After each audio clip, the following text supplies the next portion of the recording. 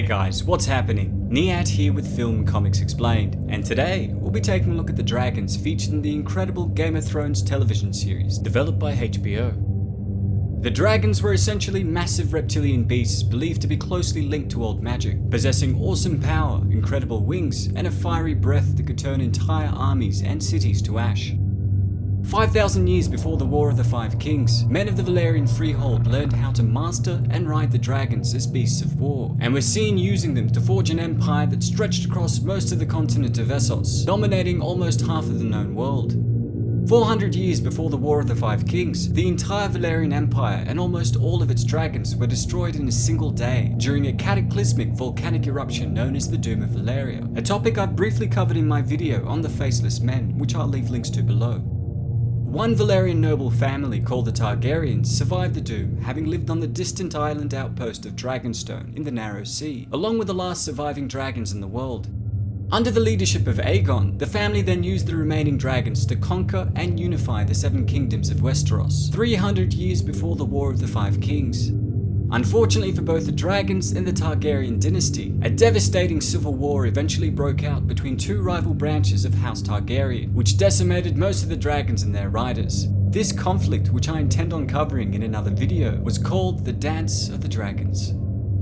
Soon after the Civil War, the species was considered to be extinct, as no one had laid eyes on them in over a century. That was, of course, until the petrified dragon eggs gifted to Daenerys Targaryen hatched after her use of old magic, something I'll be covering later on in this video.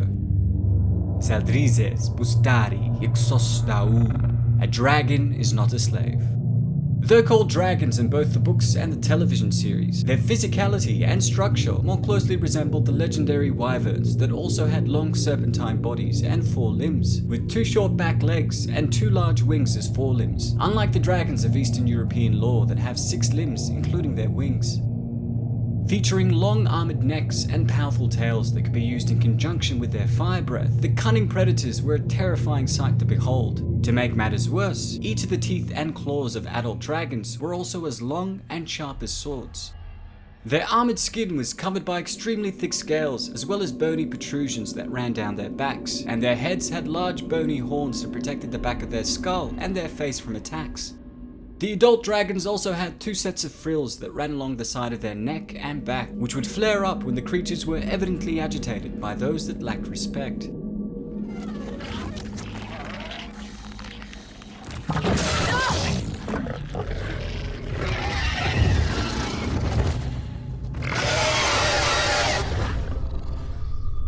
Like most reptiles, the dragons would lay clutches of eggs, but unlike other tetrapod animals seen on Earth today, the shells of their eggs were tremendously difficult to open. Though the shell could maintain the life essence of the creatures for decades and even centuries, old magic in the form of fire and blood was required to awaken their spirits.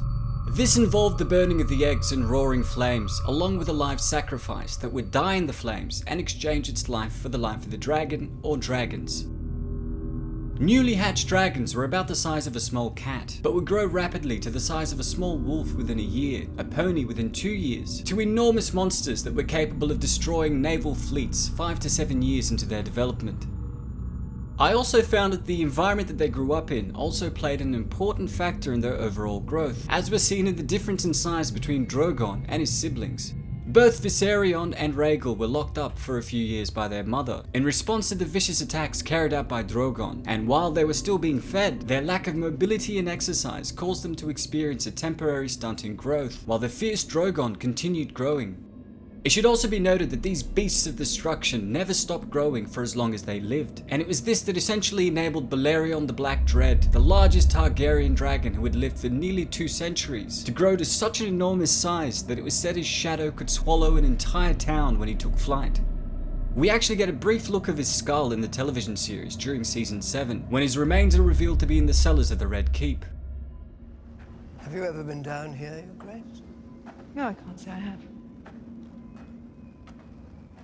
I haven't seen these since Robert had them removed from the throne room. Curious that King Robert did not have them destroyed. Balerion the Dread. The beast that Aegon rode across the sea. His flames forged the Iron Throne and brought the Seven Kingdoms to heel. The dragons were ravenous carnivores that preferred to roast their food before consumption, and were the only other species apart from humans in the series that favoured cooked meat over raw flesh. In the books, they were known to eat fish, sheep, as well as fallen men and horses on the battlefield.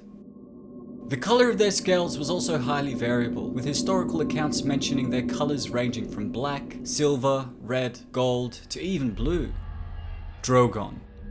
Named after Khal Drogo, Daenerys' lost love, this dragon was black with red markings. Much larger and more aggressive than his siblings, he was used as the primary mount of Daenerys Targaryen. Viserion. Named after Viserys Targaryen, Daenerys' cruel brother, this dragon was creamy white with gold markings before being brought down by the Night King and transforming into his undead mount. I also thought that I should mention that in the novels, there were tales of ice dragons that were described as being able to breathe pure ice as opposed to fire, and after Viserion's transformation in the show, we saw him performing a similar feat, breathing ice that eventually brought the massive wall down. Rhaegal. This dragon was named after Prince Rhaegar Targaryen, the eldest son and heir to the Mad King, and the older brother of Viserys and Daenerys Targaryen. Rhaegal was green with bronze markings and was yet to be bonded with a rider, though still under the control of his mother. It should also be noted that in the history of the Game of Thrones lore, Prince Rhaegar had annulled his marriage with Elia and married Lyanna Stark, fathering a child with her in secret, later revealed to be Jon Snow. The reason I mention this is that I suspect Jon Snow will be riding the dragon named after his birth father in the upcoming season of Game of Thrones. A common misconception is that the creatures were tamed by the Targaryens, which is not true at all, and though the mother of dragons was seen having control over the creatures, her ability to ride Drogon and control the others came from a bond that stemmed from mutual love and respect.